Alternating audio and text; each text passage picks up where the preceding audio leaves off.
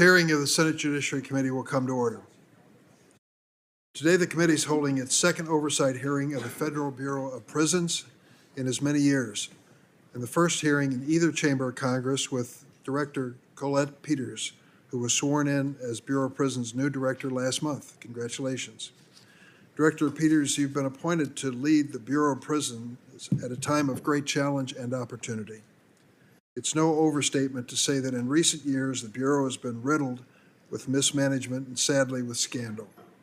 Under the Bureau's previous leadership, we witnessed an inadequate response to the COVID-19 pandemic, rampant misconduct by BOP officials, chronic staffing shortages, the overuse of solitary confinement and lockdowns, the inadequate implementation of congressional authorities to reduce prison populations and reduce recidivism.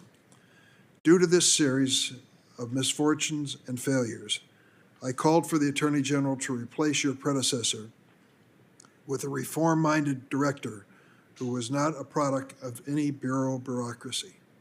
I know that one person alone cannot fix all of the problems the Bureau faces, but my hope is that under your leadership, Director Peters, BOP will chart a new course.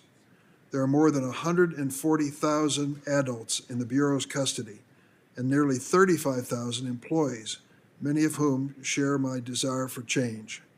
We will hear from some of these BOP stakeholders during our second panel. These witnesses can speak firsthand of the need for better oversight, investment, and accountability across the Bureau. Since this July alone, the Justice Department's Office of Inspector General has issued more than 15 press releases announcing the arrest, indictment, or conviction of BOP employees. An Associated Press investigation last November revealed that 2/3 of criminal cases against Justice Department personnel in recent years have involved the Bureau of Prisons. These cases involve smuggled contraband, rampant sexual abuse of people in custody and staff, and other crimes of violence. Without objection, I'm entering into the record the Internal Affairs report that BOP provided in response to a bipartisan oversight that Ranking Member Grassley and I are conducting. These documents show unacceptable levels of sexual misconduct by BOP staff, which Senator Grassley and I continue to investigate. For years, the Bureau has been plagued by chronic understaffing. These shortages have strained employee ability to carry out their jobs, to be safe, and they are difficult under the best of circumstances. To compensate for staff shortages, the Bureau has come to rely on augmentation, a practice that forces non-custodial staff like teachers and nurses to actually work as correctional officers. Augmentation deprives incarcerated individuals of the programming that helps them reintegrate into their communities. It also creates an unsafe environment that endangers BOP staff.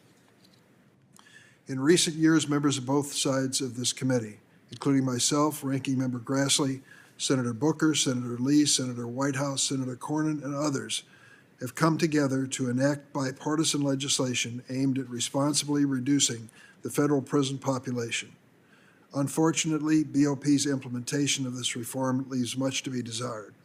More than 3 years after President Trump signed into law the landmark First Step Act, many incarcerated people who have participated in recidivism reduction are still waiting for the earned time credits they were promised as a result of their work. And BOP continues to resist petitions for compassionate release from eligible individuals for age, medical, or other compelling reasons. When BOP does use authorities Congress has authorized, the experience has been positive. Consider this. Between March 2020 and July 2022, the Bureau of Prisons released 11,043 people to home confinement under the CARES Act. Only 17 have been returned to prison for new criminal conduct. 17 out of 11,000. It is clear many of the people languishing in federal prison have paid their debt and do not need to be there. They should be developing vocational skills, receiving mental health counseling and educational services, and reentering society as productive members of our communities. Our federal prison system, in many critical respects, has failed to fulfill its fundamental purpose: to provide safe, humane conditions of confinement and ensure the positive return of incarcerated individuals to the community. I would just say parenthetically, I've served for some time in the House of Representatives and in the United States Senate. If I could write the rules for members of Congress, I would require them in every 2-year period to take a foreign trip, which many do not. It's the only way to come to understand this world that we live in. And secondly, to visit a prison every 2 years. See what we're talking about when we talk about law and order, criminal sentencing, and incarceration, and see it firsthand. I'm hoping with your leadership, we can finally chart a new course at the Bureau of Prisons. Now I turn to Ranking Member Grassley. Director Peters, congratulations on your appointment. I look forward to hearing what you have to say and answering our questions and the witnesses on the second panel. I'd like to emphasize that this hearing gives us a chance to ask questions of Director Peters under oath, but I think it makes a lot of sense if this committee had the chance to do so before she became director. So I've co-sponsored the Federal Prisons Accountability Act. This is a bipartisan bill sponsored by Leader McConnell and co-sponsored by several others, including Senators Lee and Ossoff, and it would make the position of Director Bureau of Prisons Senate confirmed. The Bureau of Prisons has been the subject of serious criticism, inefficiency, mismanagement, staffing problems, abuse of prisoners, crimes by prisoners, failure to implement prison programming, and you can go on and on with that list. A confirmation hearing is an opportunity for more accountability. The committee last held an oversight hearing on this Bureau, April 2021, with former Director Carvajal. He told us at that time that the Bureau was on track to meet the obligations under the First Step Act and to resolve staffing shortages. But we were misled because these remain areas of serious concern and are going to come up in this hearing as well.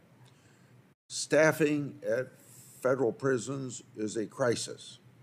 Without enough staff, you can't have the security to stop criminal activity inside prisons. Without enough staff, you can't implement the First Step Act programming to rehabilitate those who want to reform themselves. Without enough staff, you can't keep inmates and staff safe. Also want to mention that this committee has become aware of what appears to be disturbing examples of mismanagement and corruption. Director Peters, on August 1st of this year, I sent a letter to you on those issues that you've yet to respond to. I know that you only took the position on August the 2nd, but I'd still like to see a response to that as soon as possible. The letter is about whether commissaries create a conflict of interest for the Board of Prisons, Bureau of Prisons efforts to ensure inmates are satisfying their financial obligations. Many inmates have outstanding obligations such as victim restitution and child support. Inmates such as the Boston Bomber and Larry Nassar have thousands of dollars to spend on cigarettes and candy that's stashed at the Bureau of Prisons. While the Bureau of Prisons sits on that money, these notorious criminals aren't paying victim restitution and other obligations. In other words, now, the Bureau of Prisons profits from these criminals hiding their money in prison accounts instead of paying their victims. Action has been promised with respect to reforming how these accounts are monitored. However, we've seen little follow-through on that point. This committee has also been concerned about instances of prison workers and correction officers committing crimes.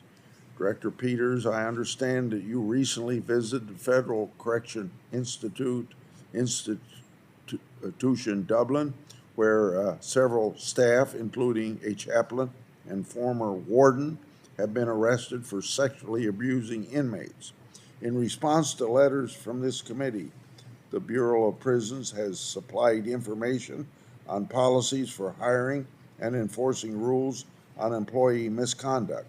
However, these policies and rules don't matter if they aren't enforced within the culture that discourages breaking the rules. Leadership begins at the top. As I tell all government employees in leadership positions, either you run the agency or the agency runs you. In conclusion, I want to mention something that I think you figured I'd say. I've always placed a high importance on whistleblowers. Whistleblowers are very patriotic citizens that put the country above their own self-interest. In other words, they just want the government to do what the law says the government should do and spend the money accordingly. Whistleblowers help keep government honest. It's been widely reported that inmates who complain face punishment, but reports also indicate that whistleblower employees at the Bureau face retaliation for their speaking up. This is not how you build accountability or trust. It's important that as director, you understand that whistleblowers are protected by law and their efforts should be supported and not in any way chilled. Thank you. Thank you, Senator Grassley. After your 5-minute opening statement, there'll be a round of questions, 5 minutes from each member of the Senate. We welcome Colette Peters, the 12th Director of the Bureau of Prisons. She was sworn in by Attorney General Garland on August the 2nd of this year, previously served as Director of the Oregon Department of Corrections. As customary, I ask you to please rise and take the oath. You affirm the testimony you're about to give before this committee will be the truth, the whole truth, and nothing but the truth, so help you God. Thank you. Let the record reflect that the Director answered in the affirmative, and the floor is yours. Thank you, Chairman Durbin, Ranking Member Grassley, and members of the committee. I am honored to serve as the 12th Director of the Federal Bureau of Prisons and thrilled to join this team of more than 35,000 corrections professionals who support the agency's critical law enforcement mission. I come to this work optimistic. We know so much more now about what works in corrections than we did 10 years ago when I became the Director of the Oregon Department of Corrections, and certainly 30 years ago when I began my career in your good state, Senator Grassley. We have always known that running safe and secure prisons is the foundation of our work.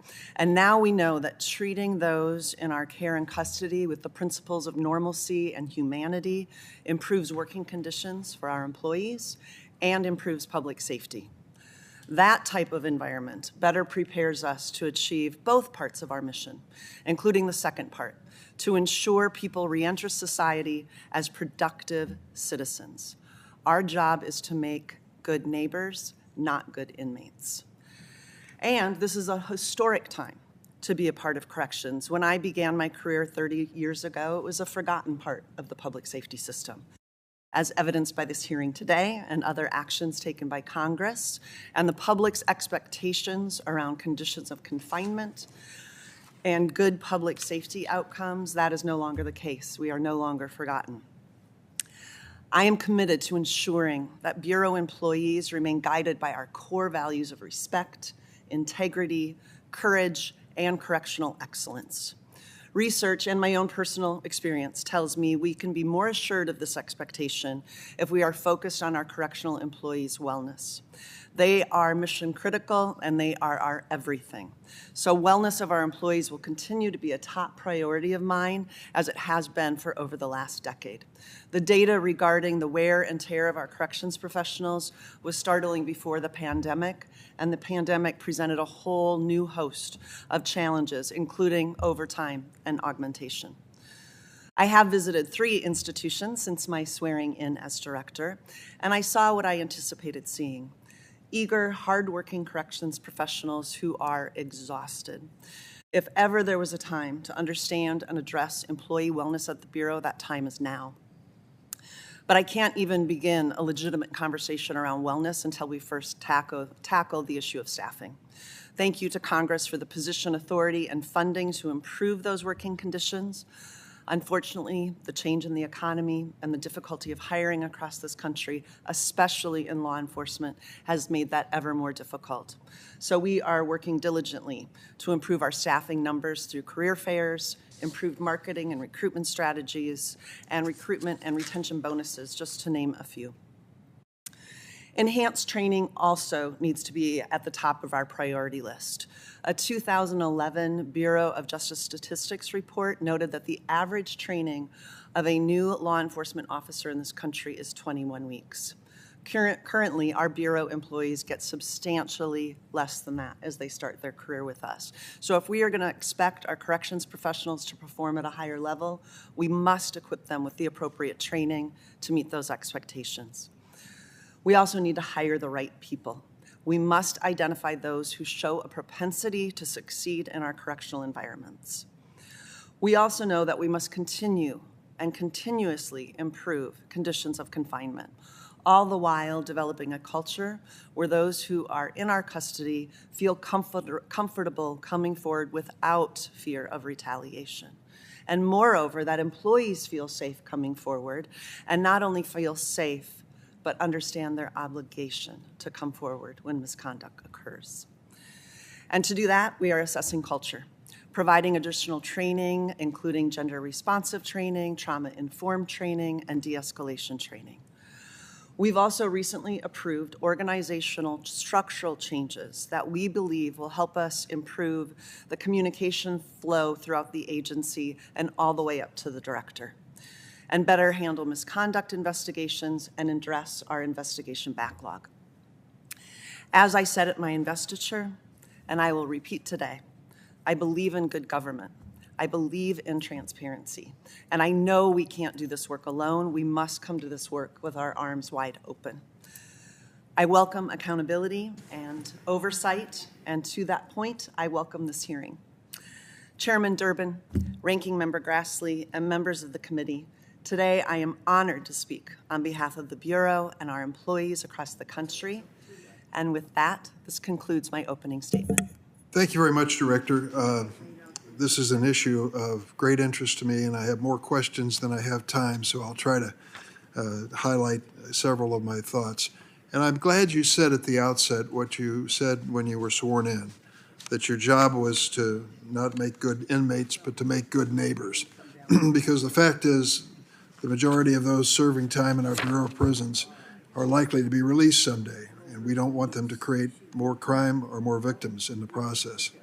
So let me ask you about a few of the highlights that have come up in hearings in the past, and I'd like to have your thoughts. Solitary confinement is solitary confinement is essential for safety and security in many circumstances, but it can also be abused and can cause mental damage to the inmate who is separated from contact with other persons for long periods of time. What is your feeling on the issue? You need to turn the microphone on, and if you draw it a little closer to you, it might be more. Thank you. My team warned me that I needed to get used to doing that. Sorry, Mr. Chair. So the Bureau's goal, of course, is to house individuals in the least restrictive environment possible to ensure their own safety and the safety of staff and other inmates and the public. But your points are very true. Research has shown again and again and again that any type of restrictive housing can be damaging to an individual, especially those who have mental health issues. So this is a priority for me. This was a priority for me as director of the Oregon Department of Corrections. This is something we had been focused on for over a decade. We were able to, in Oregon, reduce our use of restrictive housing by 46%. So this is a complex issue. This is one I'm still getting up to speed on at the Bureau, but our values match in this topic area. Senator. This morning, yesterday, the Department of Justice announced they were going to seek stiffer sentences in prisoner abuse cases. We have, unfortunately, with Inspector General reports, ample evidence that many prison workers have been arrested, charged, or convicted of crimes including sexual abuse, murder, and introducing contraband into prisons. Tell us how you'll deal with that aspect and whether it reflects other problems such as understaffing. Thank you, Senator. Of course, we take allegations of staff misconduct very seriously. We have a zero tolerance policy for sexual abuse of any kind. This is also something I've worked on quite substantially in my career, both when I was new to the Department of Corrections in Oregon. We were one of 2 states who had yet to make sexual misconduct in an institution a felony. As the Inspector General, I took this very seriously, ensuring that people who did engage in this type of behavior were held accountable to the greatest extent of the law. That clearly will be my philosophy here as well, Senator. We are actively participating in a work group right now assembled by the Deputy Attorney General. You referred to the request that the Deputy Attorney General and I had when we met with U.S. attorneys just a few weeks ago to please take these situations and these cases seriously, both to send a clear message to the employees that this type of behavior is unacceptable and criminal, but also to send a message to the corrections employees who come to work every day doing good work that we will fetter out this type of behavior and they will actually be safer in their institutions. Director, I think one of the most memorable hearings we've had in this Judiciary Committee involved the Olympic gymnasts who were exploited and abused by a man who was a medical doctor named Larry Nassar. There is no sympathy for him after hearing their testimony. Last year, the Washington Post reported that Larry Nassar held over $12,800 in his prison trust account, despite owing $60,000 in restitution payments to his victims. Question Senator Grassley raised just a few minutes ago, I join him. We just learned as well last month that R. Kelly, recently convicted of even more crimes, held over $28,000 in his inmate account while owing thousands of dollars in restitution to victims. What's wrong with this system? Why are we letting these people sit on sums of money or receive money from the federal government when they're not paying their fines and they're not paying restitution? Thank you, Mr. Chair. As the director of the Bureau of Prisons and as a former victims advocate, this issue is really important to me. We had an embarrassing low collection rate in Oregon as well, and subsequently worked with the Oregon legislature to pass legislation that increased that accountability and increased those payments while securing a reentry fund for those in our custody. So I was quite pleased when I arrived at the Bureau that the Bureau had diligently been working in concert with the Department of Justice toward changing the rules in the Inmate Financial Responsibility Program policy, which would allow collection of a set percentage of all incoming funds from participating inmates. So the BOP has been working in tandem with the U.S. Attorney's Office and other government agencies in efforts to increase those restitution collection amounts, and a proposed regulation is currently under review right now with the Department of Justice. My time is up, but if you believe that we need to change the law so that you can effectively achieve what you've just described, let us know that. I think there's strong bipartisan sentiment that this is an outrage, that Dr. Nassar would have $12,000 in an account and still have fines outstanding that he hadn't paid, or that R. Kelly had $28,000 and still hadn't paid restitution to victims. That we would be complicit in that kind of conduct is just absolutely unacceptable. Thank Senator you, Mr. Grassley? Chair. Yeah. You might expect that what you heard me say about whistleblowers, that would be my first question. It's even more important that I ask you this, as well as I ask everybody that comes before this committee. But recently, the Attorney General sent a letter to all employees that they're prohibited, if they want to talk to Congress, they need to go through the Department of Justice Office of Legislative Affairs. That's going to have a chilling effect. So I was hard to read that you told the Associated Press that you want, quote, create an environment where people can feel comfortable coming forward and talking about misconduct. While their efforts should be respected and encouraged, they're frequently retaliated against and ostracized. I often say that whistleblowers are treated like a skunk at a picnic. So as director, do you support the rights of whistleblowers within the Bureau of Prisons to communicate with and provide information to Congress? and to do so free of retaliation? If so, tell me how you're going to make it clear to the Bureau of Prison employees that they can do that.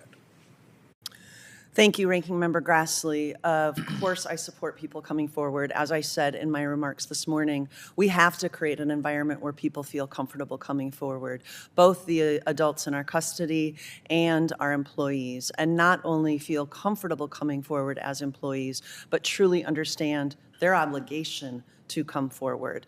So that is certainly something that I support. We have to create a culture to do that. As I visited one of the 3 institutions I visited was Dublin in California, and you've read the news reports of people not feeling comfortable coming forward, both the women in our care and also our employees. So we are working diligently to do cultural assessments in our institutions, starting with our female institutions, and provide training to our employees to ensure that they understand gender responsiveness, trauma-informed care, and understand that under my watch, under the watch of the executive team, that retaliation both to our employees or those in our custody will not be tolerated. Attorney General Garland responded to questions from this committee, quote, "The Bureau of Prisons advises that it recognizes all verifiable child support judgments," end of quote. A resolution from the National Child Support Enforcement Association reads, quote, "Many federal inmates earn income from prison employment that could be withheld for payment of child support. However, the Bureau of Prisons has taken the position that current law doesn't allow them to do so," end of quote. Please describe how the Bureau of Prisons handle child support judgments. Specifically, does the Bureau of Prisons allow prisoners with the ability to pay based on their accounts at the prison to deny complying with child support judgments? Thank you, Ranking Member Grassley. In addition to the restitution collection that we talked about earlier, many inmates participate in the Bureau's Inmate Financial Responsibility Program. This is a program that benefits victims of crime, but also promotes financial responsibility for all court-ordered payments. The IFRP ensures that sentenced inmates develop a financial plan for meeting court-ordered and other legitimate financial obligations, including, in many cases, payment to victims or children through child support. So our employees are assisting those in our custody in developing that financial plan for meeting their obligations, both at initial classification and then at subsequent program review meetings. You are correct, Senator, that the department doesn't have the authority to withdraw those funds. That has to come through a court order, and we do work with the U.S. Attorney's Office to make that happen. Like I said earlier, we are working on a rule to modernize the Inmate Financial Responsibility Program, and we expect that that proposed rule will be released in the coming months, which, among other things, we hope standardizes and increases the amounts of money that will be used to pay down restitution, child support, and other debts. Director Peters, misconduct in the federal prisons has been a significant problem. We've all seen stories of sexual abuse, contraband, drug dealing, violence, and more. Part of the problem is that each facility appears to be an island unto itself without much accountability up the chain of command. We saw at the Federal Correction Institution in Dublin, California, for example, how even the warden was accused of being involved in sexual abuse and lying. We need to know how that kind of thing could happen.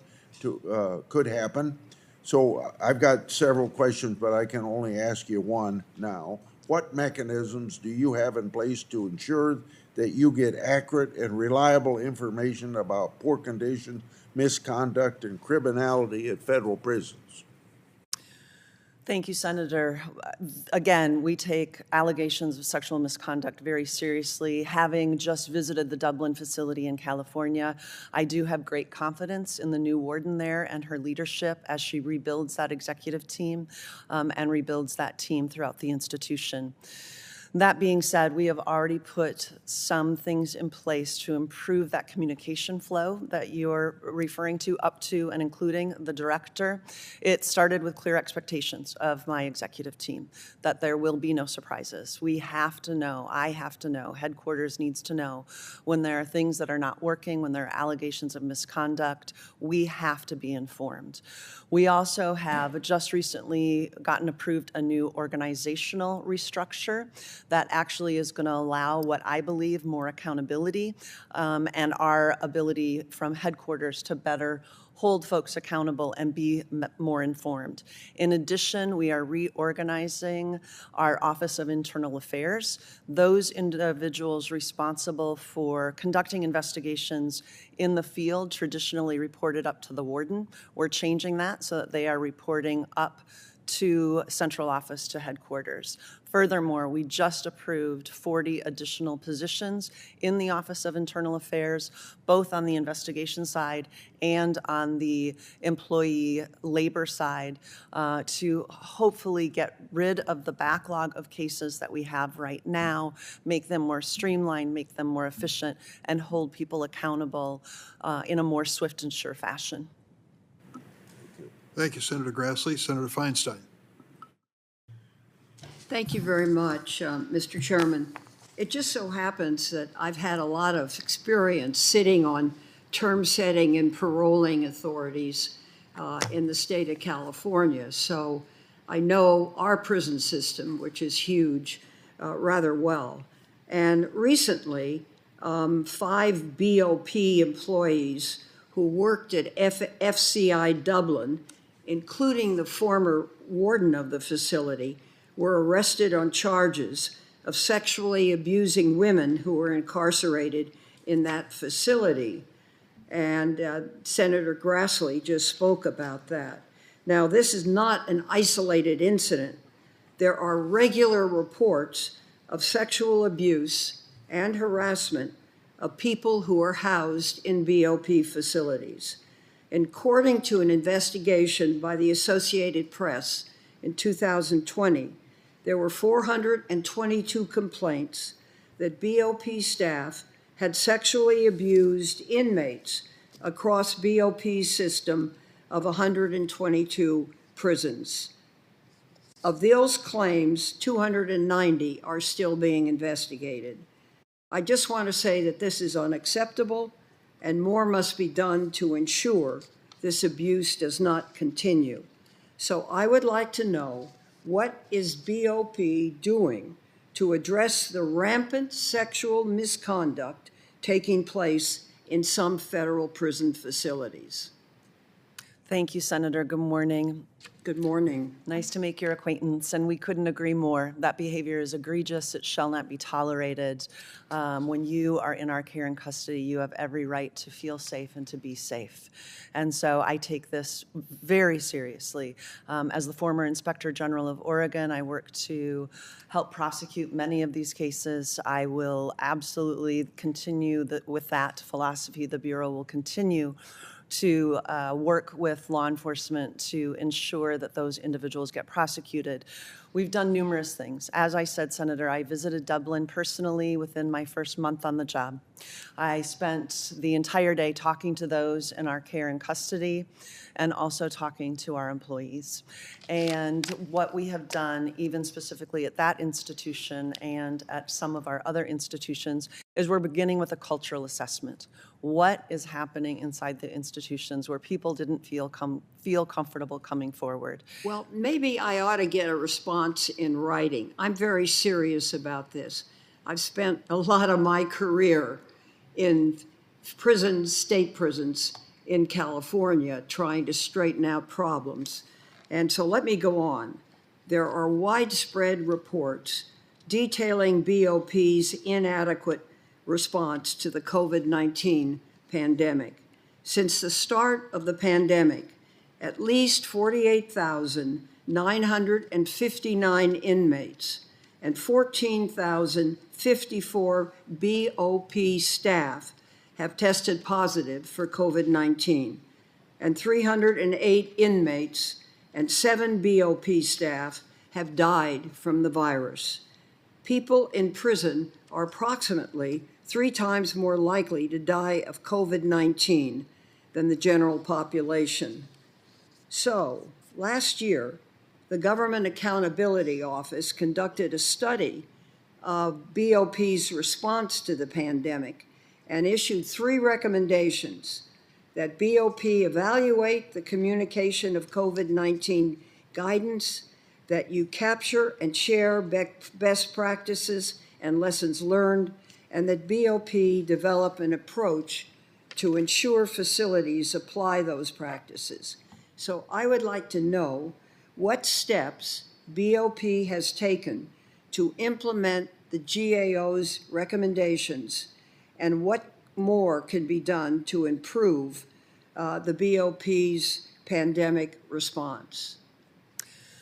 Thank you, Senator. This has certainly been an area that I have been interested in, especially as we are looking at the potential of being exposed to monkeypox, making sure that we've learned lessons from COVID as we deal with potentially a new pandemic. So the Bureau has administered over 329,000 doses of COVID vaccines to more than 162,000 individuals. The Bureau offers the vaccine to all newly incarcerated individuals and those who previously refused the vaccine.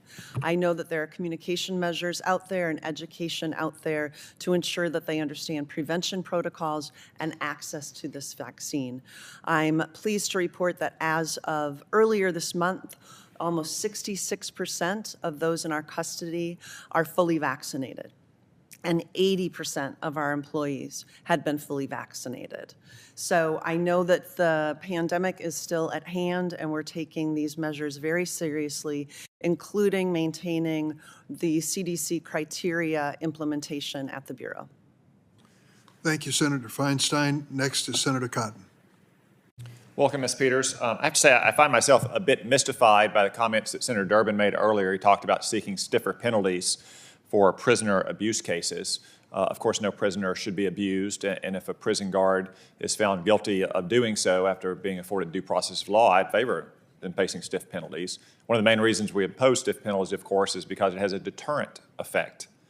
And Senator Durbin and many of the other Democrats in this committee, like Senator Booker, seem to have a very selective view of when deterrence comes into play. Just yesterday, in fact, Senator Durbin blocked bills on the floor that would impose stiffer penalties for fentanyl, which is poisoning children all across America. Bills that I offered, bills that Senator Grassley offered. Senator Booker has repeatedly offered or blocked my legislation that would permanently schedule fentanyl under the Controlled Substance Act. So our Democratic friends seem to have a very curious and selective view of when stiff penalties will have an actual deterrent effect. Now, let me move on, Ms. Peters. This is your first appearance before the committee since this is not a Senate-confirmed position. So I'd like to ask you a couple of basic questions that nominees for the committee always get asked. I assume you would agree that it's important for you and executive branch officials to be responsive to requests from Congress for information? Yes, sir.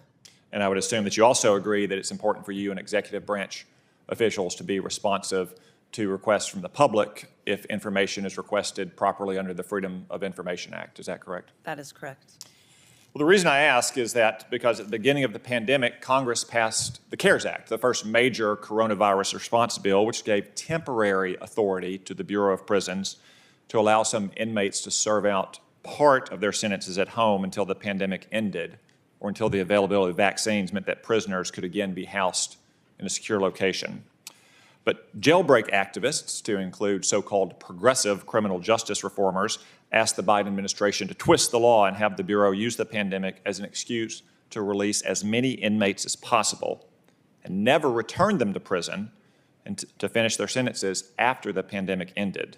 I know that this was before you started, but it was publicly reported that those jailbreak activists asked the Department of Justice to rewrite the law to achieve their soft-on-crime goals. Now, the department is proposing a new rule that would give the Bureau of Prisons authority to release tens of thousands of additional criminals and not require them to serve their sentences. This would not only be an enormous mistake in the middle of a crime wave, it would also be illegal. In January, I sent Attorney General Merrick Garland a letter to provide the exact same information that he would be required by law to provide any interested member of the public. That is, written copies of communications and meeting records between the Biden administration and these jailbreak activists where they discuss policy. This week, more than 8 months later, one of the Attorney General's underlings finally sent a cursory response providing exactly none of that information. I say this simply as a cautionary tale.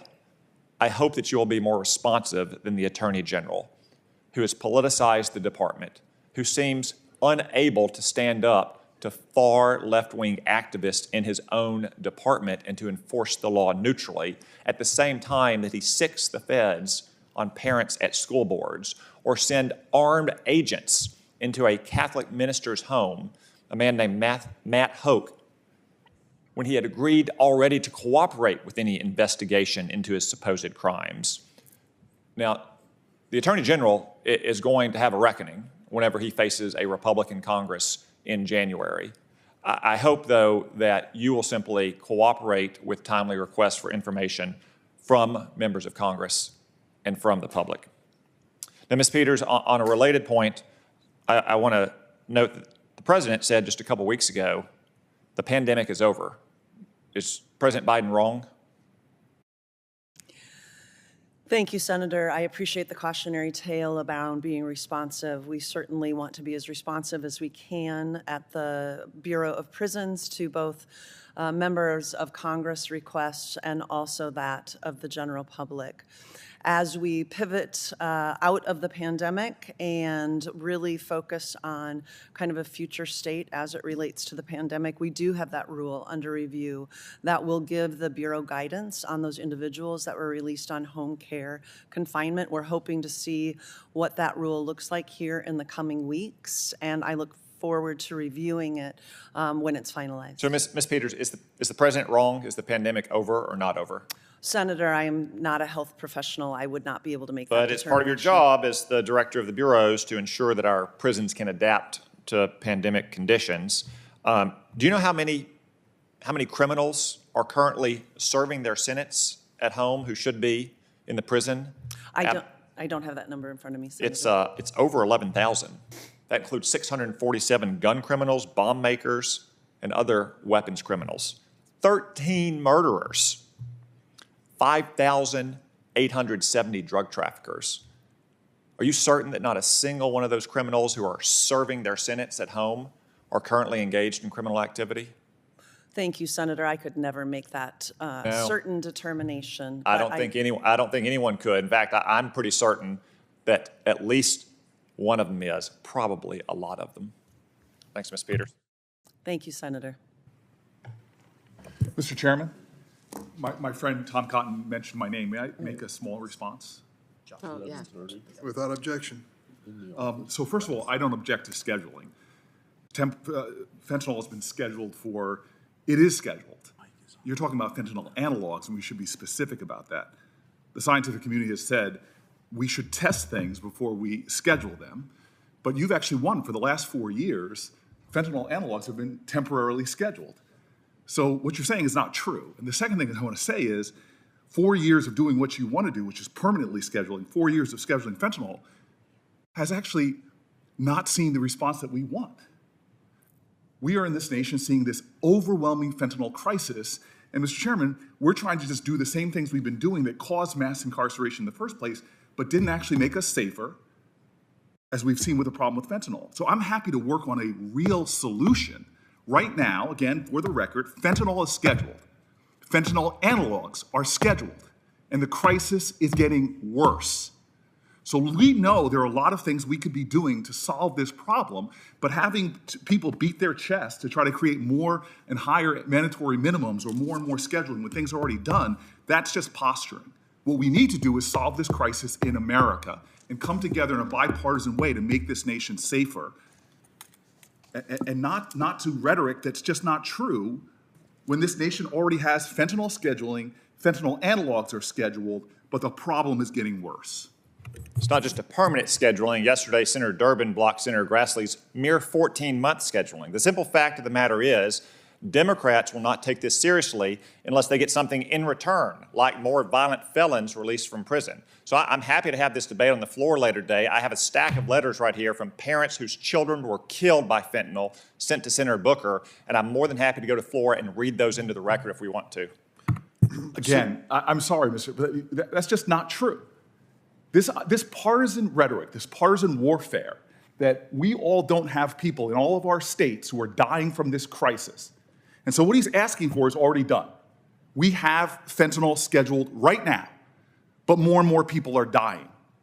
Why can't we come together? Because there are a lot of Republican groups that I work with, a lot of Republican think tanks that I work with, that have real solutions to this crisis of people dying. I would never accuse my colleague, Tom Cotton, of not caring about dead children. We both have hearts. I know your heart. So to accuse me of that is outrageous. I literally run a city where people are dying from these drugs, and all I hear often is the same things we've been doing for 25 years or on the drug war that just are increasing incarceration, not helping. We're going to hear from people here who are addicted. Let's find real solutions and stop accusing ourselves in partisan warfare of things that just aren't true. Right now, fentanyl is scheduled. We've been extending that scheduling over and over again, but this problem is going worse. I'd love to work with my colleagues on things that are actually going to solve the problem, and not just the rhetoric that works good for partisan left-right debates, but doesn't work for actually saving the lives that we need to save. I'm tired of this ridiculous partisanship. Let's solve problems and not stop accusing each other of not having hearts. You're a good man, I'm a good man. Let's see if we can come together and actually solve some problems. I didn't accuse you of anything in your heart. I said the obvious and predictable consequences of the policies you and your party support are the fact that we are now at, not mass incarceration, but a 21-year low in the number of inmates in federal prisons. We are not at a 21-year low in the number of overdoses in this country. We are at record highs. Almost twice as many people die every single year as from drug overdoses as died in the Vietnam War. And just look at Right on Crime. Look at the organization called Right on Crime. I'm sorry, this is the last thing I'll say. You're creating not a real correlation. You know this. Just years ago, we were seeing drops in these things, which didn't necessarily correlate. In fact, southern states, red states, that were lowering their prison rates also saw a concomitant lower in crime. Your science is reckless. And if you really want to have a substantive conversation and dialogue on this, I'm open to doing it anytime. I'll come to your office. Heck, I'll fly to your state. Let's figure out how to solve this problem. And I'll use the data that is collected by right-wing organizations that point to things that work and things that are posturing. We're going to return to the regular order. I'm not going to respond to the senator from Arkansas's personal reference to me. At this point, Senator Klobuchar is recognized. All right. Thank you very much, Mr. Chairman, and thank you for being here, Director, and thank you for the wisdom of going to College of St. Benedict and getting your degree there in St. Joseph, Minnesota. I want to start with one of the issues that my colleagues were discussing, and that is the work that has to be done on drug treatment. And as someone who was a prosecutor for 8 years and led an office with one of the groundbreaking drug courts, I'm well aware of these challenges and also how treatment works, including in the case of my own dad. I was an original co-sponsor of the First Step Act. I think my colleagues who worked on that, including Senator Durbin, Senator Booker, which provides federal prisoners incentives to participate in programming, including in drug treatment. According to an analysis by the Justice Department, during 2021, more than 43,000 people in BOP custody participated in a drug treatment program. What steps has the Bureau taken to increase the availability of drug treatment programs? Thank you, Senator, and thank you for the reference to my alma mater. Minnesota has a special spot Very in good. my heart. Thank you. So the First Step Act implementation is something that's very important to me and the Bureau. I know that the FSA programs and services are available to all in custody.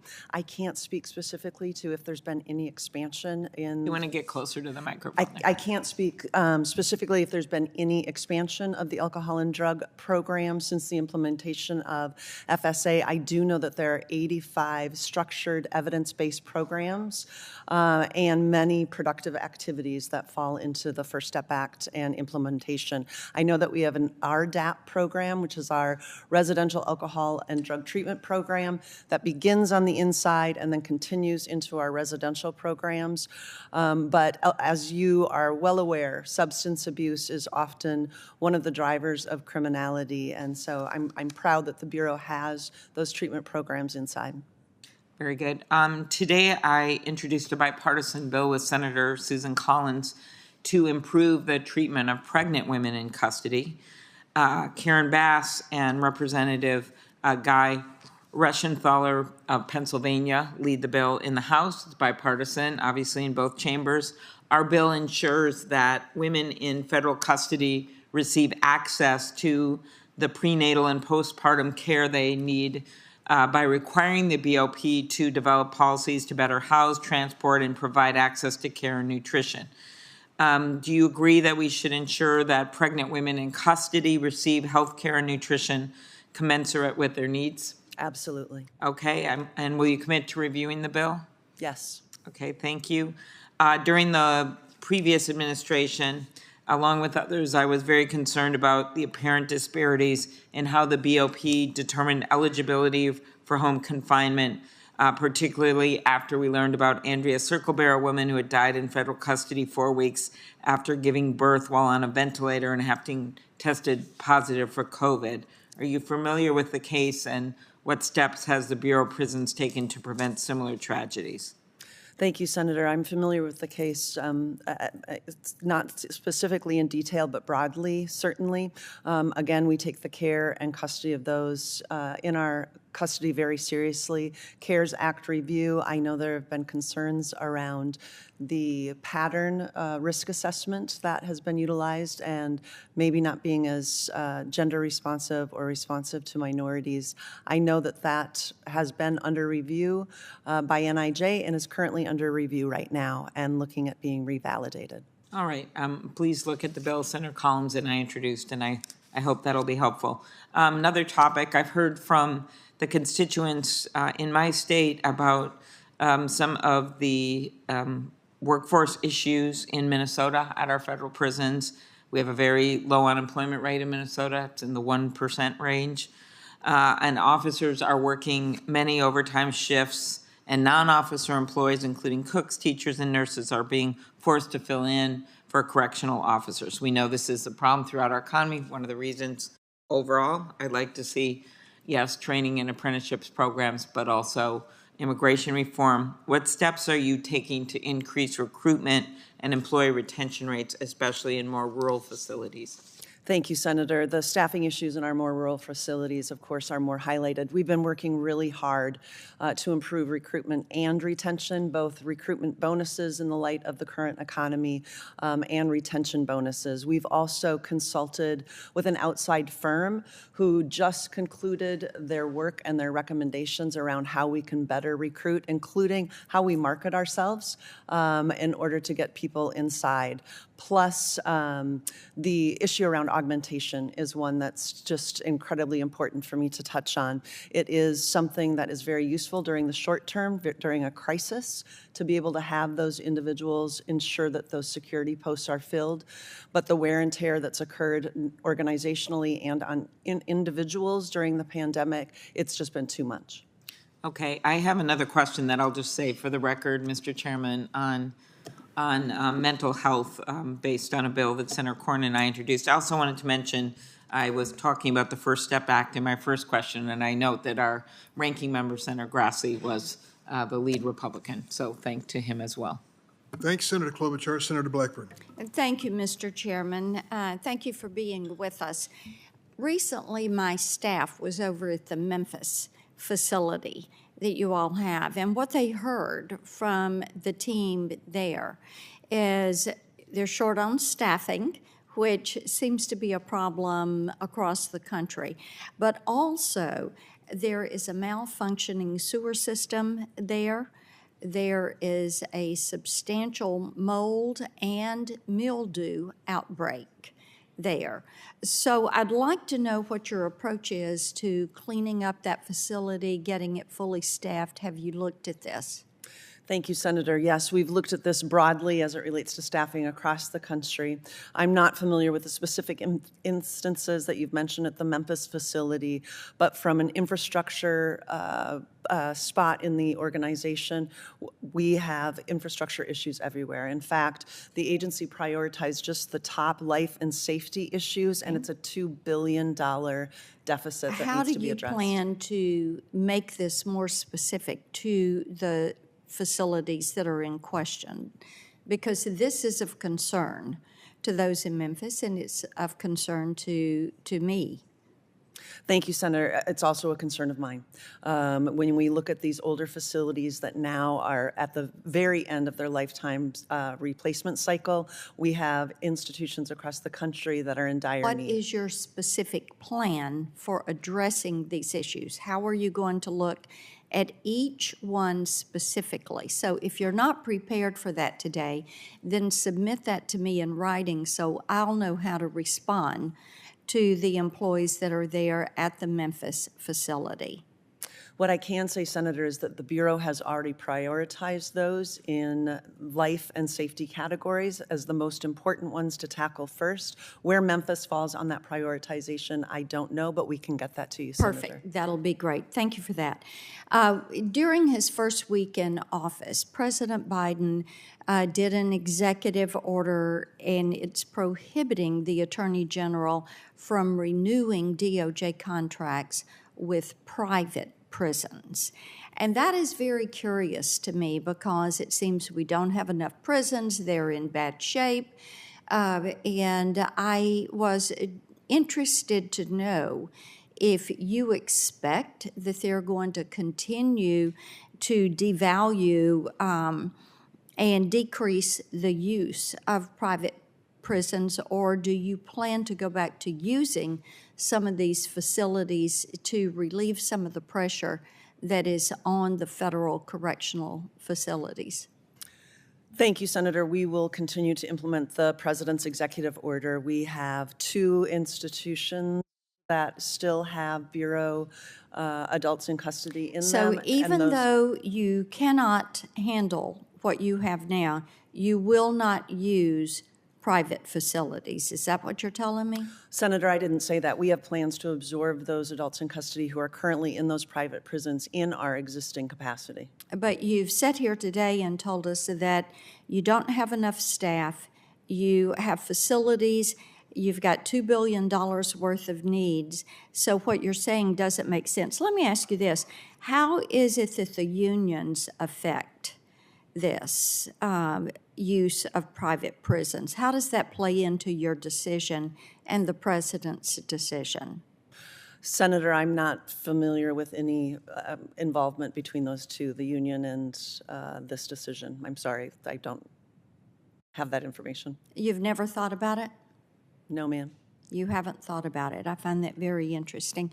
Well, I think we're all very concerned about the condition in these facilities and how they've fallen into disrepair and the amount of attention that is being paid to these issues. And let me ask you this. You've talked about all these issues that need to be handled, but then I saw that you all had done a $1.5 million contract with a company for developing transgender programming. So what is the justification for spending that kind of money to develop programming when you have physical facility needs that are running up around $2 billion? Senator, I'm not familiar with that contract. I do know that at the Bureau, we do prioritize individual case management based on risk and need, and that would include our transgender population, who everyone in our care is allowed community standard of care. Well, I you know, you continue to use everyone in your care, but yet the facilities do not accommodate a proper standard of care. Thank you, Mr. Chairman. Thank you, Senator. Thank you, Senator Blackburn. Senator Hirona. Thank you, Mr. Chairman. Welcome, Director. Thank you for your commitment. We had a residential reentry center called Mahoney Holly for various reasons. It closed September 30th, 2019, and since then, we have been in touch with the Bureau to reestablish a reentry center. Can you give me an update on where we are? And I don't know why it's taking this long. Could you tell me why and what we can do to move things along? Because these reentry centers are very important. As the chairman noted most of the people who are incarcerated are released into the community, and you know that the work of these centers is to enable them to get back into the community. So could you give me an update on what's happening regarding Hawaii? Thank you, Senator. You are absolutely spot on. Those residential reentry centers are something that really is special to the Bureau and allows us to improve reentry and make those good neighbors, like I said, specifically to the contract that we had on Honolulu. I do know that we've reissued the RFP multiple times, both for the residential facility. It's currently out for review again, as is the day reporting center. So I know that that's in the middle of the procurement process as well. When we've issued the RFP before, we didn't have anyone respond to the solicitation. So what can we do if there's nobody? This is a facility that have been open for 30 years, and suddenly nobody responds to an RFP. What can we do in this situation? Thank you, Senator. I don't have an answer for you today, but I do know that we have people at the Bureau as concerned as you are about providing that next step into reentry for Hawaii. But if you don't have somebody responding to the RFP, then we are left with where we are. So it's that part that I would like us to address. Thank you. And if there's something that I can do, I'd like to work with you all to find somebody who can do this. Thank you, Senator. So I am alarmed by the reports of misconduct and sexual violence committed by BOT employees or contractors. And I note that you had said in your opening statement that it is really important for you to hire the right people.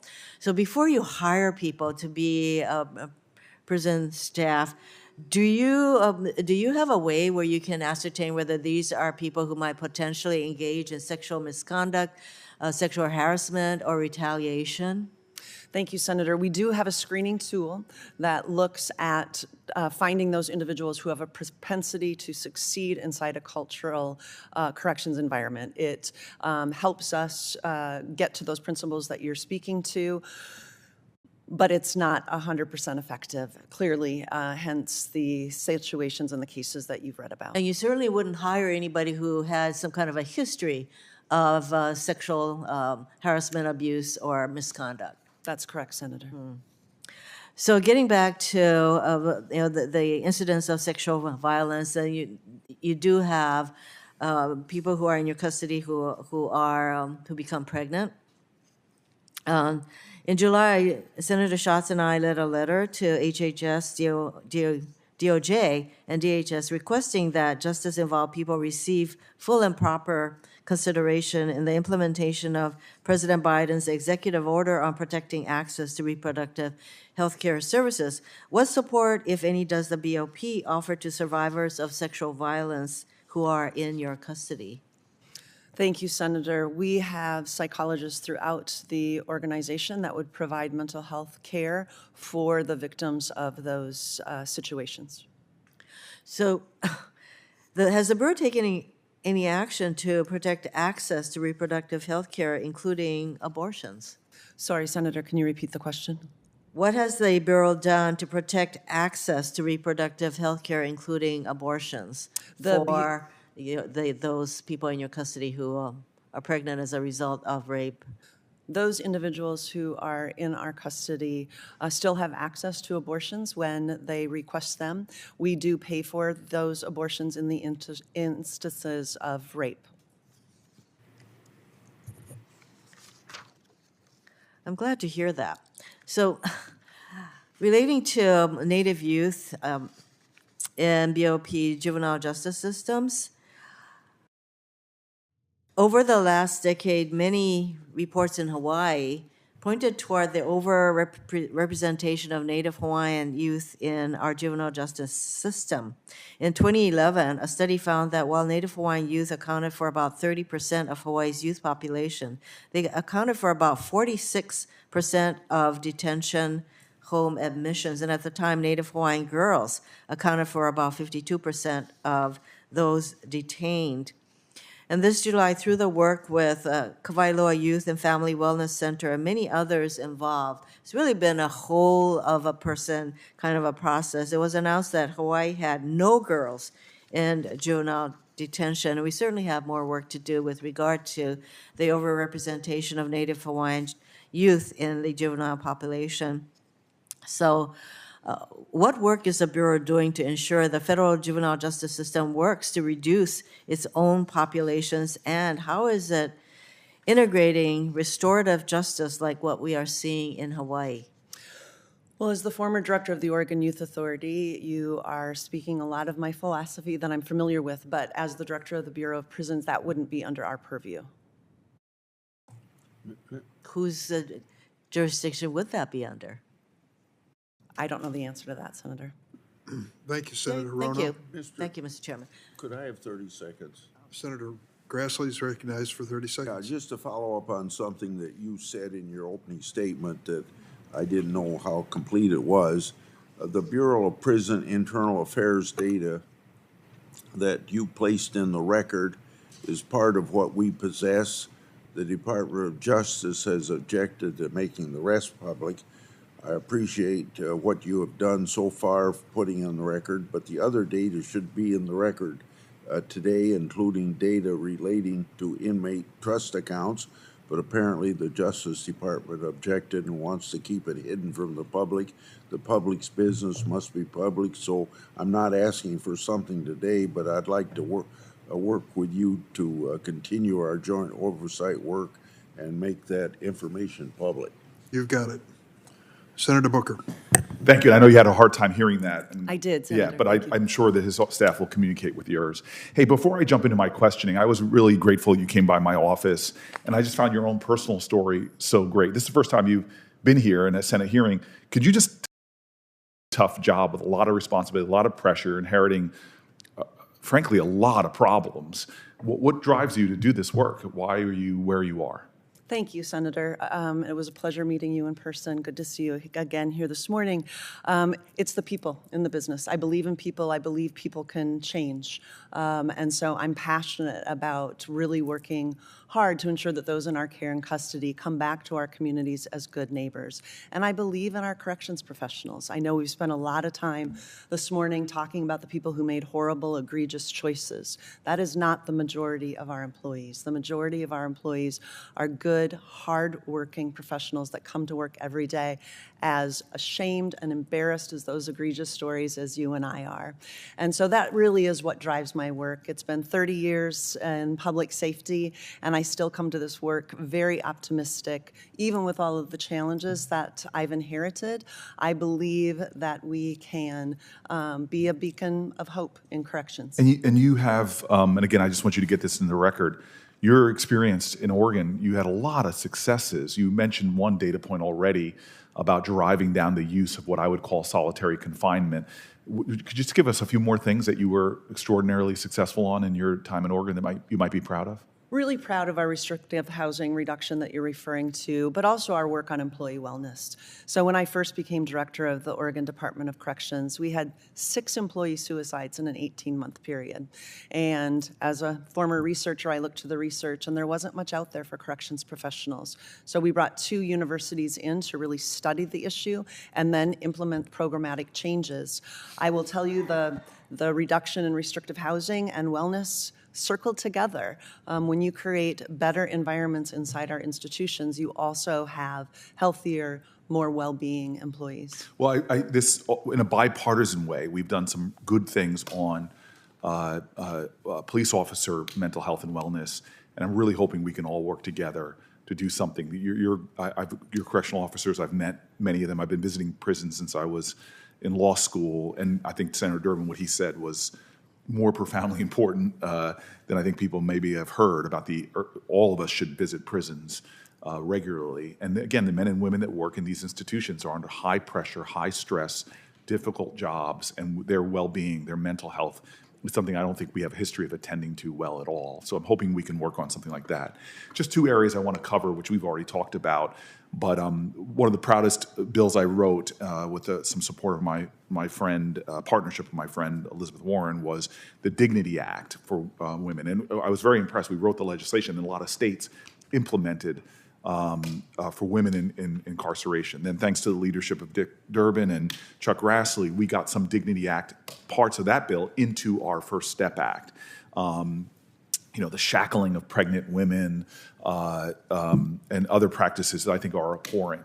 But I still, when I've gone to talk to women, incarcerated women, I hear stories of sexual harassment, of not trauma-informed care, because about 80 to 90% of women who are incarcerated are survivors of sexual trauma. Just practices of people walking in. I think one of our coming witnesses wrote in her testimony about how male guards walking in on women when they're in their shower, often who've been survivors. And I know this is of great concern to you. We've already touched on it. But can you just say for the record how seriously you take this, and that perhaps a year from now we can have a conversation about some of the things you've done to address these issues of sexual harassment and inappropriate conduct? Absolutely, Senator. I take this very seriously. I'm hoping that the additional positions we just approved in our Office of Internal Affairs, our partnership with the Inspector General, and the conversation that the Deputy Attorney General and I just had with all U.S. attorneys in asking them to take these prosecutions very seriously will also help improve the environments for everyone in our care, especially our women.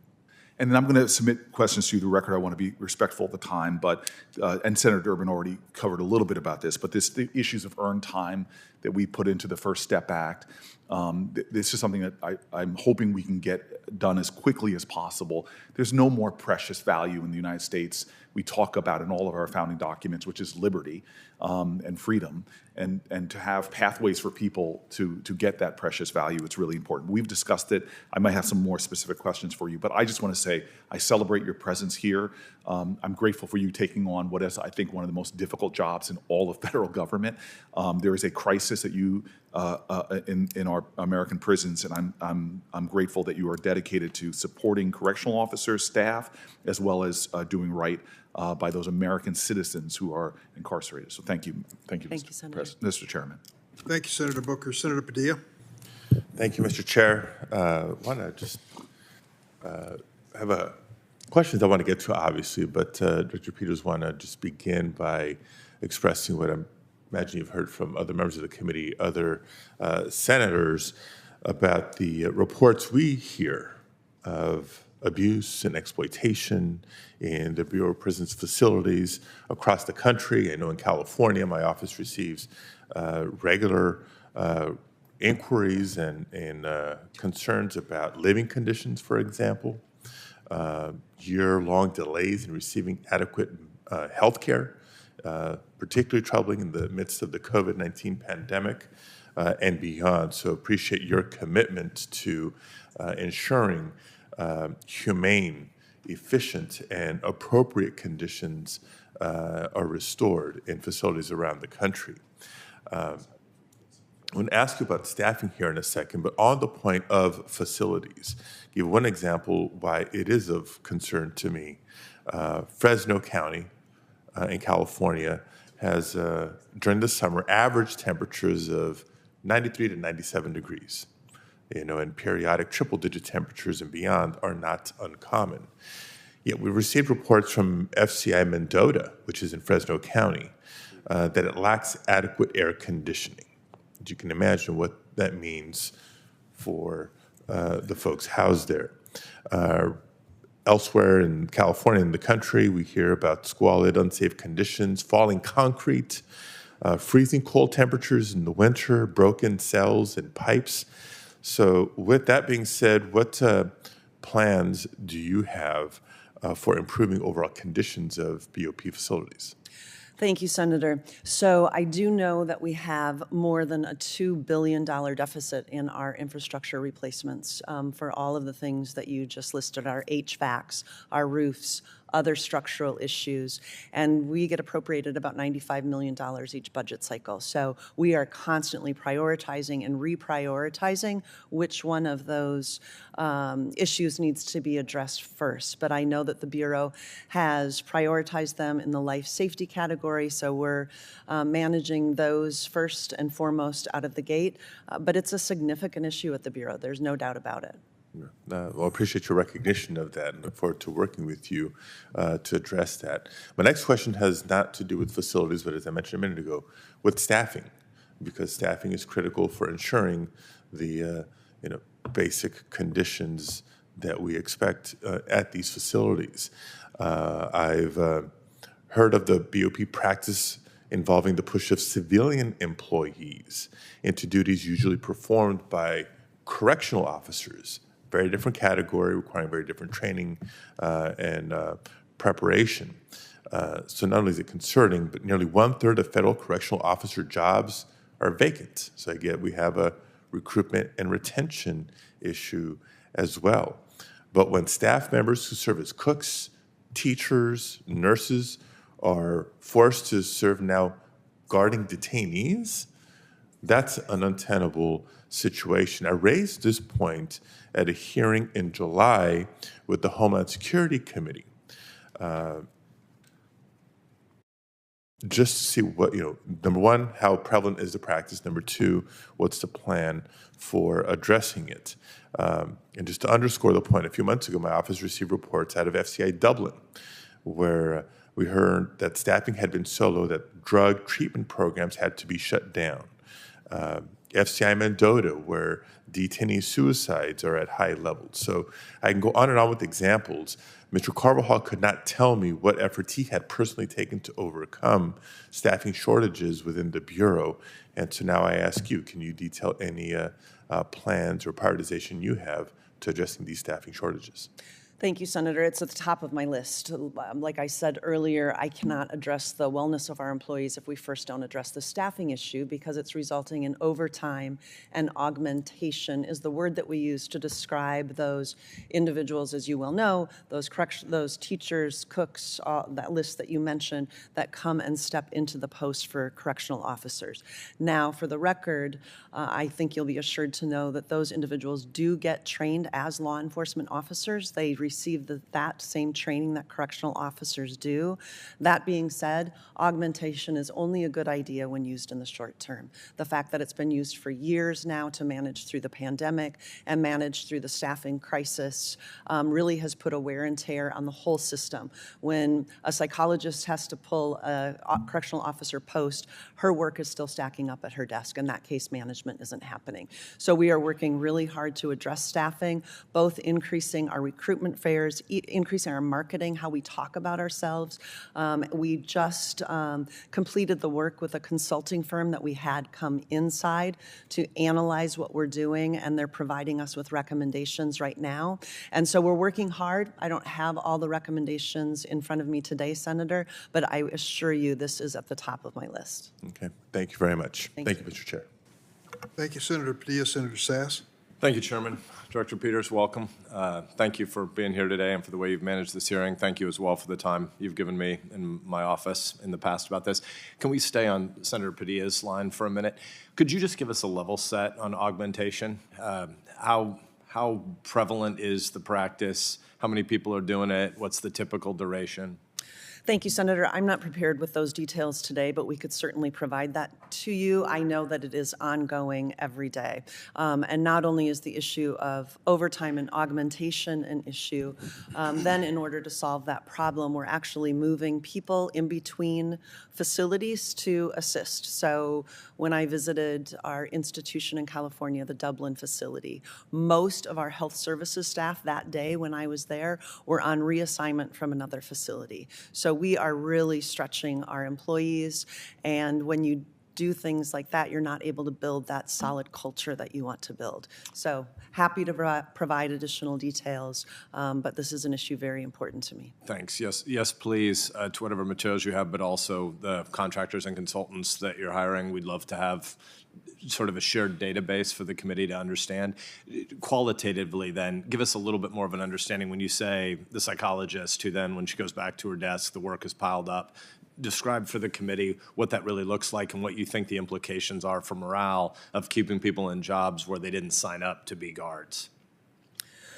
Absolutely, and I have had the opportunity to talk to individuals, boots on the ground, psychologists, in fact, who have been engaged in augmentation. And it's a mixed reaction. They're proud that they're law enforcement officers. They're proud that they are trained and ready to fill those posts.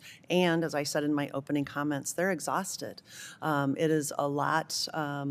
We've asked a lot of our people in the last 3 years. And so this is an issue that I'll continue to try and address. But on a daily basis, boots on the ground, if you will, Senator, it literally means that that psychologist is pulled out of her office onto a security post for up to and including the whole shift. So, but over the course of a week, how many people are doing that 50% of the time? Like if you're going to work a 40-hour week, how many hours might you be doing a job other than the one that you signed up for? Senator, I don't have those details today, but we certainly can get those for you. But it's fair for us to understand that some people are doing it a majority of their time? That is not my sense that it's a majority of the time, but it is my sense that it's on a regular basis. Okay. Well, on staffing more broadly, obviously, I think there's a broad agreement that we have a staff shortage problem, and that includes qualitative, quantitative, morale, et cetera. And I agree that staffing up should be one of the BOP's main priorities and you as new director. But it feels like right now there's no reliable way to calculate how much staff BOP actually needs. So I want to quote to you from the Government Accountability Office finding last year, quote, multiple methods for assessing its staffing levels to determine shortfalls, but each method has inconsistencies in either terminology or methodology. I think we agree that there's a BOP staffing shortage, but I don't think we know very much about it. What's the most concrete thing you can tell us about the staffing shortage? What do we know to definitely be true given those GAO criticisms? Thank you, Senator. Well, clearly you have a knowledge base. I think in the past what we did was a non-consistent way of establishing which staffing patterns that we needed at each of our institutions. Since each of our facility structures look very different, what we asked one of the consultants to do is actually study each one of our facilities and then come up with an automated staffing assessment so that we are going to be able to tell you with a great amount of certainty what staff we need at each localized facility, not just in the aggregate across the country for the Bureau. When will we be able to see and know that? I'm not sure exactly when they're going to complete their work, but I know that they're in their final stages. They just briefed our executive team 2 weeks. Could we ask that within the next week or 10 days, you could tell the committee what the deadline will be for us to be able to understand the staffing issues? Is it 3 months out or 6 months out? But whatever the right answer is, can you tell us that in the next week or two? Thank you, Senator. I can commit to telling you whatever estimate that we might have as it relates to the consultant's work, certainly. And can you give us an overview of your recruitment plan? Where do you start and who are you competing against to get people into these important jobs? Yeah, it's different at each one of our facilities. In some of our rural facilities, we're not competing with anyone. We're just having a tough time finding people in the community to even apply. In our locations where there is competition, we're competing with fast food industry and other individuals, organizations that are giving $5,000 signing bonuses. So we're working on recruitment bonuses, retention bonuses. 6 of our facilities now have direct hire authority. Those 6 that are the most difficult to staff right now.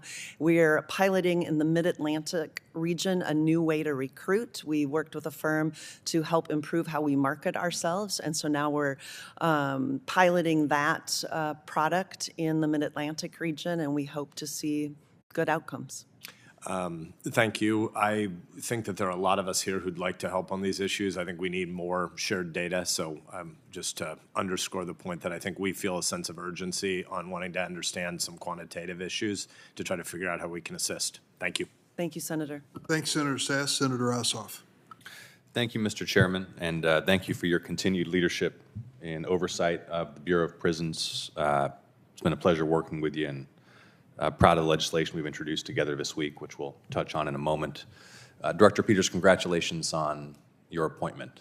Thank you, sir. And appreciated your time yesterday when we met in my office. And as I said then, I want you to succeed in fixing what's broken at an agency where quite a bit has been broken.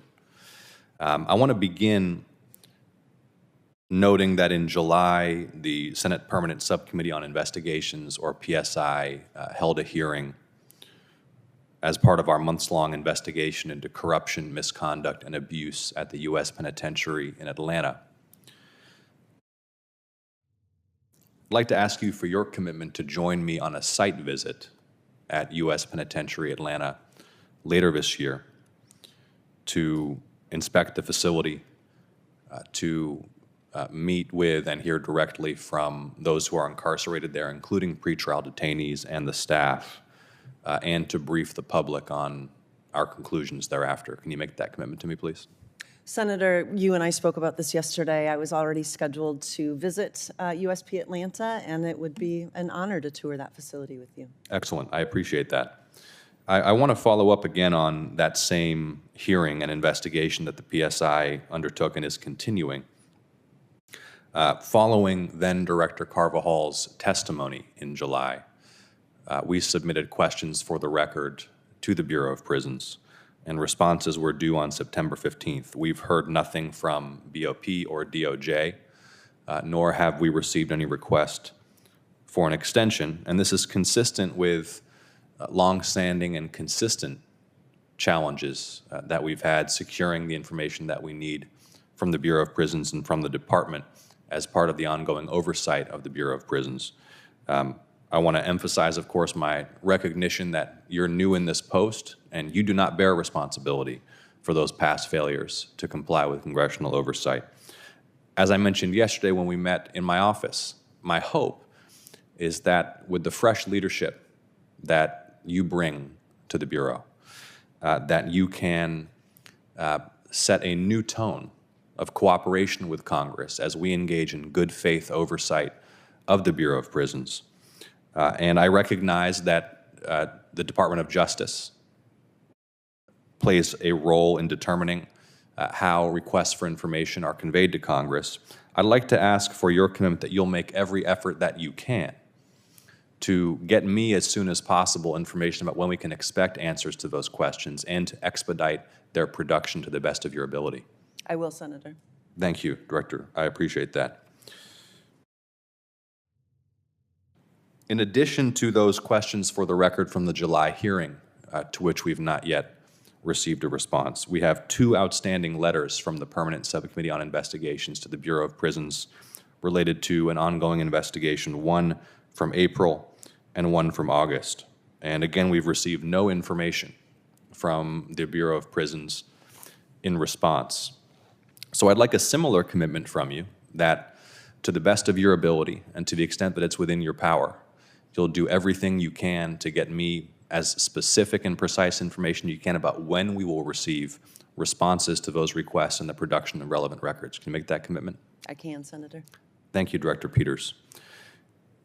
Do you agree and would you welcome what I believe is needed, which is strong and independent oversight of BOP in light of the misconduct and deficiencies and failures that you acknowledged in your opening statement and which you've committed to address?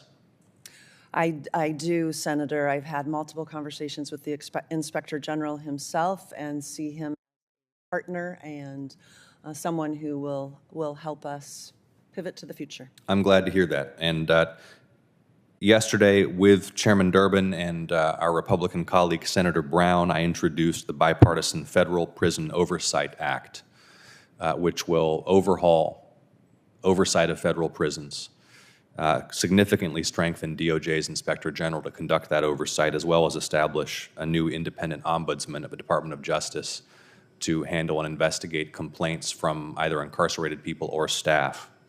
Should this bill pass, will you commit to working in good faith with the Congress, with the department's Inspector General, and with the Office of the Ombudsman to ensure its successful implementation and to provide timely those records requested by those entities? Of course, Senator. Thank you, Director. Held a hearing just recently in the Permanent Subcommittee on Investigations focused on state and local prisons and jails and deaths in custody. And we focused on the efforts of the Department of Justice to collect death in custody data. This is well outside of your purview. That's a matter for the Office of Justice Programs. But I'd like to ask if you will publish for the public facility-by-facility death data within BOP facilities. Senator, I can certainly consult our team of lawyers and see if that's a possibility. I appreciate that, and if you wouldn't mind letting me know what you determine, I'd be grateful for that. Finally, Mr. Chairman, with your permission, just very briefly, Director, this was an issue that came up frequently in questioning of Director Carvajal. Senator Durbin questioned him repeatedly. I questioned him in PSI about who has ultimate responsibility for what happens at the BOP. And again, I'm wishing you the best. I want you to succeed, and I want to help you to succeed to fix what's broken. The buck will stop with you and does stop with you, correct? That is correct, Senator. You will bear personal and ultimate responsibility for what happens at the Bureau of Prisons, correct? That is correct, Senator. I want to encourage you to consider being personally briefed on the suicide reconstruction reports that are produced when inmates in BOP facilities commit suicide. Those are an invaluable resource for you to understand what's happening in your facilities. Will you make a commitment to be briefed on the findings of those suicide reconstruction reports at BOP facilities? Senator, I've already read many of those reports, so I would continue that practice. On an ongoing basis? That is correct, Senator. Thank you, Director Peters. Thank you, Mr. Chairman. Thank you, Senator Ossoff. Senator Whitehouse. Welcome, Director. Hi, Senator. Thanks for being here. Senator Cornyn and I did the provisions in the First Step Act related to the safe and orderly return of folks in custody to the community, and I wanted to touch base with you about that program. The first thing is that my understanding is that it's working quite well in terms of outcomes. We have information that as of December 31st, 2021, the recidivism rate for those who went through the pre-release programming was about 16%, compared to an overall recidivism rate for BOP population of 43%. Does that seem about right to you? Do you think those statistics reflect the success of the program? Senator, I don't have the recidivism statistics in front of me, but I do know that out of the 11,000 that have been released on the CARES Act, only 450 have been returned to prison, and only 17 of those were returned for committing a new crime. So your characterization of that result would be? Positive, Senator. At the same time, it appears that the program is backlogged as employees who are participating in its implementation get pulled into traditional corrections duties. Is that the case also?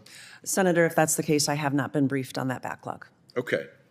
Well, I'll follow up to take a look at that because it seems like it's a missed opportunity and perhaps a mistaken priority if that is what is happening.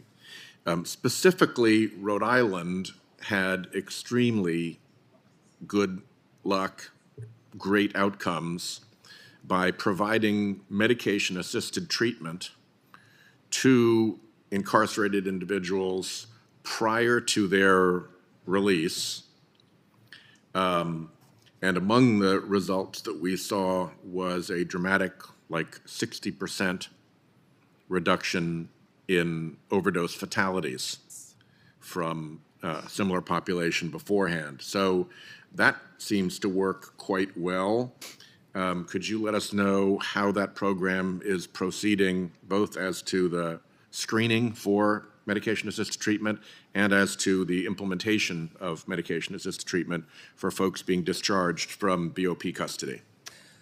Thank you, Senator. Yes, our medicated assistant treatment program was implemented in 2019 and has proven successful. All of the data points that you have just mentioned, I'm in complete agreement with.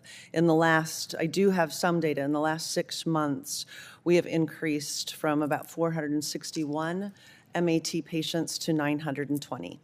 And so we continue to see that number grow. Over 3,000 individuals have been prescribed MAT medication since the program was implemented in 2019. Great. While we worked very well together in bipartisan fashion, even getting President Trump excited about the bill and signing it into law with a big crowd in the Oval Office, there were some things that we could not get done, and I would like to ask you to consider supporting legislation that would allow this to happen. Not at this particular moment, obviously subject to review, but I used to travel around Rhode Island as U.S. Attorney and as our state's Attorney General in a state where the Attorney General has full criminal jurisdiction. We don't have DAs. I was Attorney General and DA. Pointing out on a graphic that I had the density of the population in different zip codes that had been recently released from incarceration. And there were zip codes in Rhode Island that had virtually 0 people in that category. And there were zip codes in Rhode Island that had an enormous population of people coming out of incarceration. And while we provide pre-release services, anti-recidivism services, MAT services, and things like that, that very much support the individual returning to the community, we've been less attentive to what supports the community's need that are the locales into which the very heavy population is drawn from recently incarcerated people. So I would love to work with you on that and try to figure out ways to, A, get support for those programs, and B, figure out how the Bureau of Prisons thinks that they would work most effectively for their population. Would you be willing to work on that? Do you think that's a good issue to address? Absolutely, Senator. To both? To both, yes. Great. Thank you. Thanks, Chairman. Thank you very much, Senator, and thank you very much, Director, for coming before the committee. Is this your first appearance before a congressional committee? It is, sir. A+. You did very well. Thank you, Mr. Chair. I hope our performance at least is a passing grade. But He's never given me an A+ for the record. thank you very much for being here. We Thank you, appreciate Mr. Chair. It was a pleasure. And we're going to have a second panel. Take a moment to set up the table.